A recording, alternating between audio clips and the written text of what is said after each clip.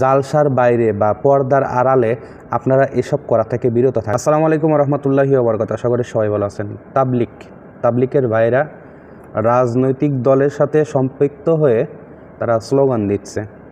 হয়তো এটা অনেকের কাছেই খারাপ লাগবে, অনেকের কাছেই আসলে চুলকানির কারণ হবে, আবার অনেকের কাছে অনেক ভালো লাগবে। আসলে একটি ইসলামিক দল সে কোন দলে যাবে কি না যাবে এটা তাদের ব্যক্তিগত ব্যাপার। মানে যে যত তেল মারতে পারবে, যে যত মনে করেন সরকারের যে পর্যায়ে আছে, সেটা বিএনপি হোক আর আওয়ামী লীগ হোক, সবার কাছেই দেখা গেছে তেল মারার লোকের অভাব থাকে না, সেটা ইসলামিক দল হোক আর অন্য দল হোক, সব দলই একই রকম। কিন্তু আমরা সচরাচর সবসময়ের জন্য দেখি ইনারা ধর্মকে পুঁজি করে, আমি তাদেরকে ব্যক্তিগতভাবে আক্রমণ করতেছি না, কারণ এদের মতন অনেক লোকই আছে যারা ধর্মকে পুঁজি করেই কিন্তু তাদের ব্যবসাটা চলে, বা তাদের মেন টার্গেটই থাকে যে আমার ধর্ম নিয়েই তাদের কাছ থেকে সিট নিতে হবে, তাদের কাছ থেকে আসন নিতে হবে। এভাবেই কিন্তু তারা ধর্ম নিয়েই কিন্তু সামনে এগিয়ে যায়।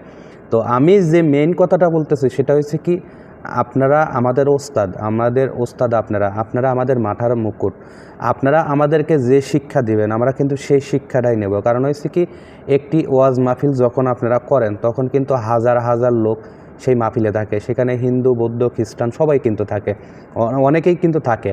তো এই ইসলামিক যে জালসা, এই জালসাটা কিন্তু শুধুমাত্র মুসলমানরা আয়োজন করে, মুসলিমরা আয়োজন করে। এটার মাধ্যমে যে আমরা এইখান থেকে কিছু শিক্ষা নেব বা কিছু জানবো।